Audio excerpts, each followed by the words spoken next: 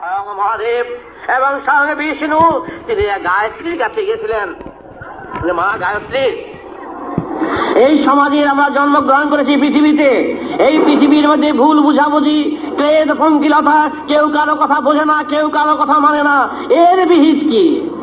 তাহলে এর বিহিত বুঝিয়ে তুমি সবসময় করতে পারবে না, এর জন্য তোমাদের প্রস্তুতি হওয়া দরকার। তাহলে প্রস্তুতি, তার শুধু প্রস্তুতি নয়, তার সাথে সারেগ্রাম দরকার। সারেগ্রাম বিনে সাধনা হয় না, এবং সমাজকেও সারেগ্রামের এর মধ্যে না আনলে কাজ ভালো হয় না। তো সে আবার কি? তখন শিব বললেন, কত সংসারের ভিতরে কত রকম অবস্থা, একে ভুল বোঝে, ওকে ভুল বোঝে, ও আর নিন্দা করে, ও আর সবসময় নিন্দা চর্চায় সবসময় ডুবে আছে। এদের মধ্যে আর সমাধান আমরা সমাজের বুকে একটা সুন্দর ফুল ফুটাবার জন্য আমরা ইচ্ছা করতেছি, তার ব্যবস্থা কি অতি সহজে কি আছে? তখন স্বয়ং গায়ত্রী নিজ হাতে যে ভূর ভুবস্ব তৎসবিতুর বলিনিয়াম, ভূলোক ভুবলোক মহালোক, সমস্ত লোক, সমস্ত আকাশ, সমস্ত গ্রহ যেই আলোকে আলোকিত, সেই তেজের প্রতীক হচ্ছে গায়ত্রী নামে অভিহিত করেছেন।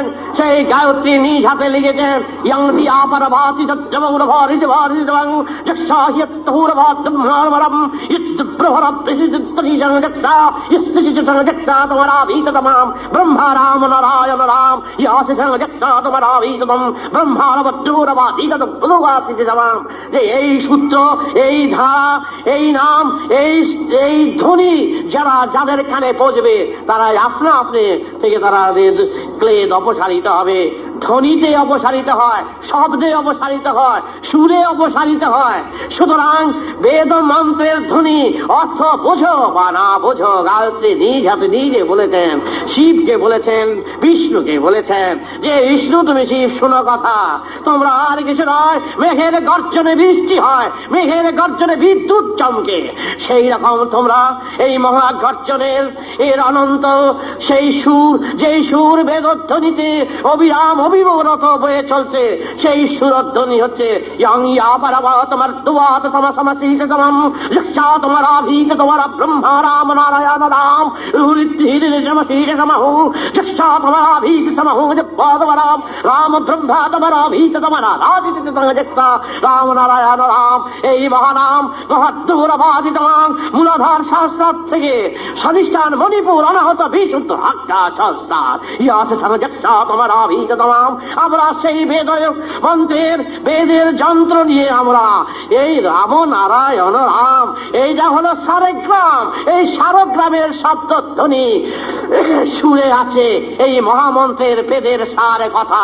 নির্যাস, সেই নির্যাসের নিংড়ানো, সেই শুধু শুধু নির্যাস, সেই শুধু নিংড়ানোর অর্থ কোন সেই রাম নারায়ণ রাম তমাতিতা ফলাফাসে সালাম মূলাধার থেকে স্বাধিষ্ঠান।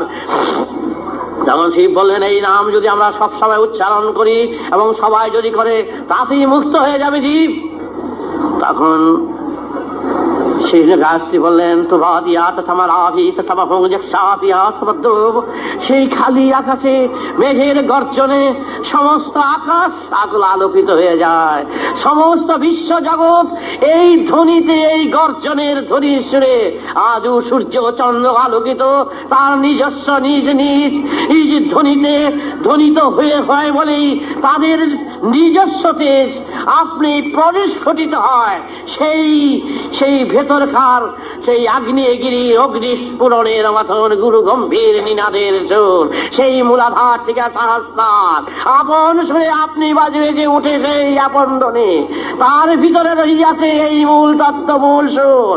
আমরা তারই আমরা সারগ্রাম হিসাবে আমরা তৈরি করেছি রাম নারায়ণ রাম তুমি তোমার আভীষ সমহু যক্ষা। এই সুর যদি সুরধ্বনি যদি আমরা অবিরত আমরা যদি সব সময় চর্চা করি, আমরা যদি ধ্যান করি, আমরা যদি পথে ঘাটে সর্বত্র জায়গায় যদি আমরা এই নাম বিচরণ করি, তোমরা সব জায়গায় ছড়িয়ে দেবে, আকাশে বাতাসে সর্বত্র ছড়িয়ে দাও রাম নারায়ণ রাম। আপনি বেদমন্ত্রের বেদ সুর সব কিছুকে পরিষ্কার করে দে। এই যন্ত্র, যেই যা কিছু আপদ আছে আমাদের সম্মুখে সব কিছুকে সম্মুখীন করে সব দুরিশ্বাস করে সরিয়ে দেবে। তাই বেদের সুর নিয়ে যখন আমরা চলছি, এই বেদের ধ্বনি নিয়ে যখন চলছি, এও নিয়ে আমাদের চলতে হবে। তাই দিনের পর দিন চলে যাচ্ছে, বয়সের পর বয়সের দিকে সবাই আমরা এগিয়ে চলছি। ক্রমশই পথের দিকে আমরা সবাই পথিক হিসাবে চলছি। সময় কারোর জন্য অপেক্ষা করছে না, কিন্তু ঘাত প্রতিঘাতের পর আঘাতের পর আঘাত নিয়ে আজও চলছি।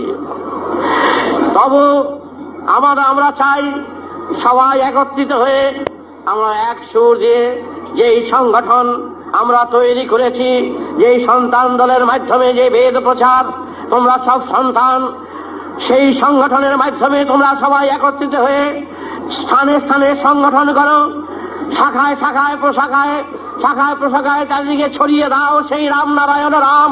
দলাদলি ভুলে যাও, বিবাদ ভুলে যাও, মান অপমান ভুলে যাও, কেউ ডাকুক বা না ডাকুক সব ভুলে যাও। যেখানে রাম নারায়ণ রাম সেখানে দেবে নমস্কার।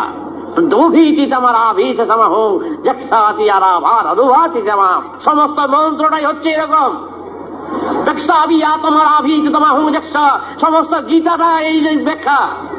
ভীম অর্জুন নকুল সহদেব কৌরব পাণ্ডবের যুদ্ধের কথা আমি কলাচাবুকে লিখে জানিয়েছিলাম যে পবনের সুর, ধর্মের সুর, সব হনুমান, যা বীর হনুমান, সে যাবতীয় সমস্ত যুধিষ্ঠির নকুল সহদেব সব দুর্যোধন ধৃতরাষ্ট্র সম্বন্ধে কেন, কিসের জন্য? সমাজকে রক্ষা করা, তার ব্যবস্থা করা। তাই তোমাদের কাছে বারবার করে বলে যাচ্ছি, তোমরাও নিজেদের মধ্যে দলাদলি ভুলে সব ভুলে একত্রিত হয়ে সবাই মিলে এই কথাই মনে রেখো। আমি এখন সুখচর বাটিতে আছি, সুখচর বাড়িতে আমি এখন আছি, সেখানে তোমরা মাঝে মাঝে যাবে, তোমরা বেদের তত্ত্ব সম্পর্কে জেনে আসবে এবং সুখচর বাড়ির ঠিকানা তোমরা জেনে নিও। অনেকে যারা জানে না তারা জেনে নিও। এবং বেদ সম্পর্কে, ভিতরের সুর সম্পর্কে তোমাদের আরো জানা দরকার, এই ভিত সম্পর্কে জানা দরকার, তোমাদের পথ বেছে নেওয়া দরকার। তবে যেই ধ্বনি দিয়েছি এই যন্ত্রে বাজাবে।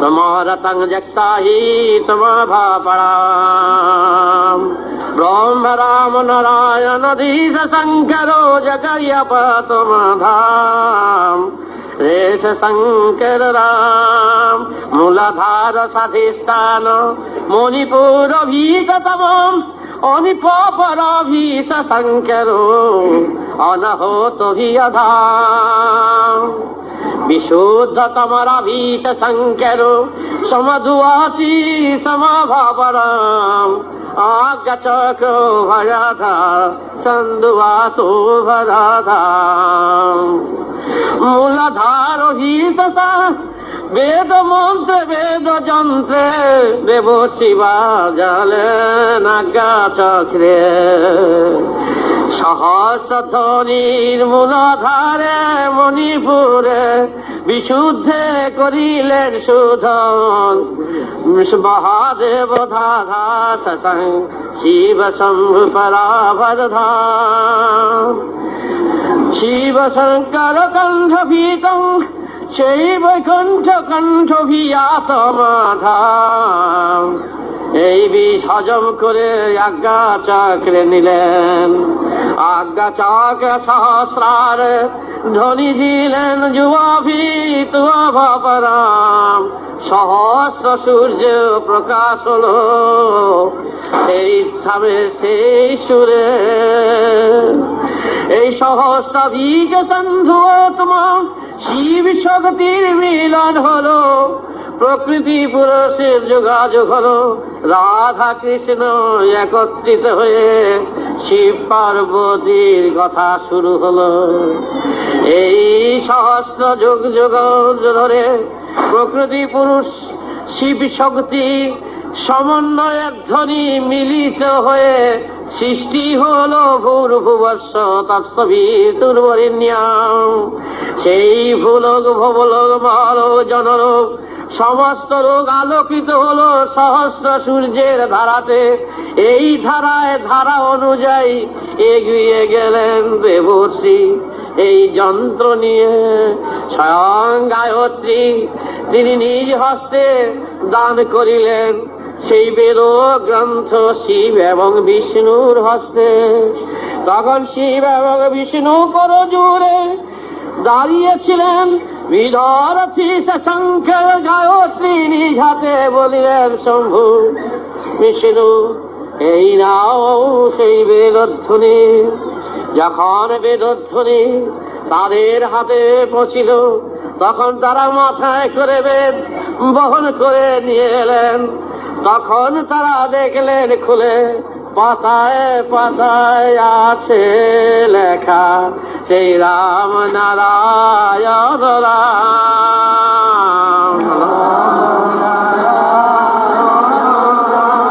সেই পাতায় পাতায় লেখা আছে রাম নারায়ণ রাম।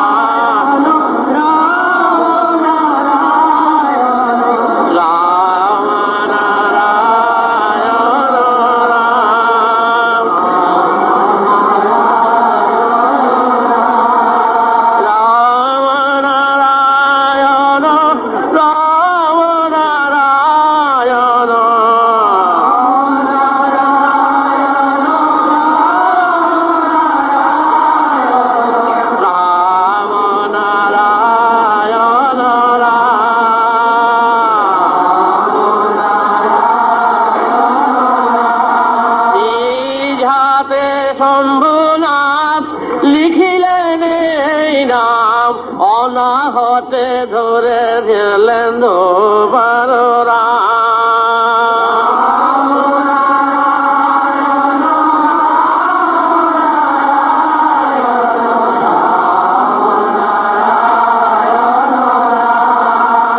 বিষ্ণু নিজ হাতে সুদর্শন দিলেন ঘুরে ধরিলেন আকাশ পানে বলিলেন রাম নারায়ণ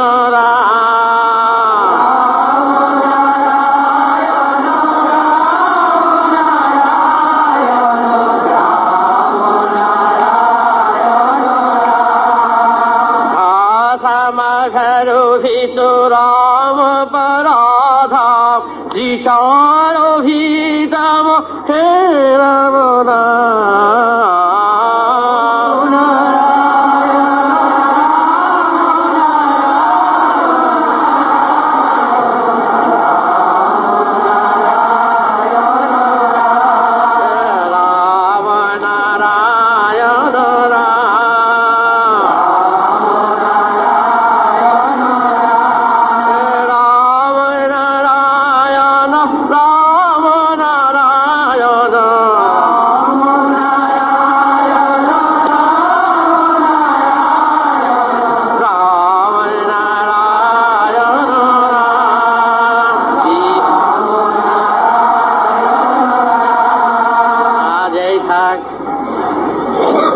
বছর ঘুরে আসে, বছর আবার চলে যাচ্ছে, সবাই সাথে সাথে তোমরা আর বলার কিছু নেই।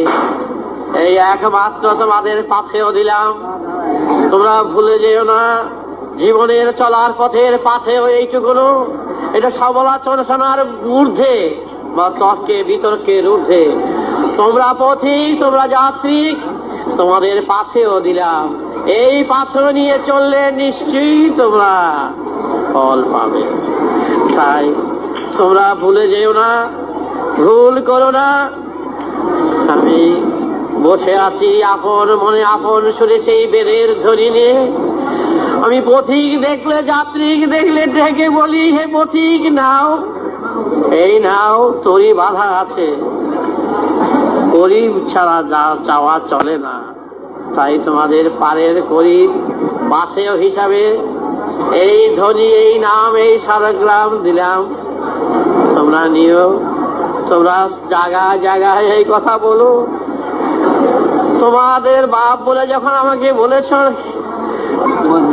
তাই বদনাম যখনই গুরুর করবে তখন বদনাম, ঠাকুর তো বলেছেন শত নাম অপবাদের দিকটা নাকি একটা নাম, শুধু ভালোই হবে কেন, বদনামের দিকটাও একটা নাম। তাই তোমাদের অনেক আঘাত প্রতিঘাত শুনতে হবে। অভাগা বাপ পেয়েছ, অভাগের জন্য আরো শুনতে হবে। তাই তোমাদের দুঃখ ব্যথা দিতে আসি নাই, কিন্তু দুঃখ ব্যথা তোমাদের নিতে হবে। ক্লেদ পরিষ্কার করতেই হবে বাবা। তাই তোমাদের পথের পাথেয় হিসেবে এই রামনারায়ণ রাম দেওয়া হলো, কানে দেওয়া হয়েছে বীজ। যার কোনো টাকা পয়সা করি লাগে না বীজ নিতে, কারণ জানো দীক্ষা নিতে কত সামগ্রী লাগে, আর এখানে লাগে শুধু দিল আর কিছু না।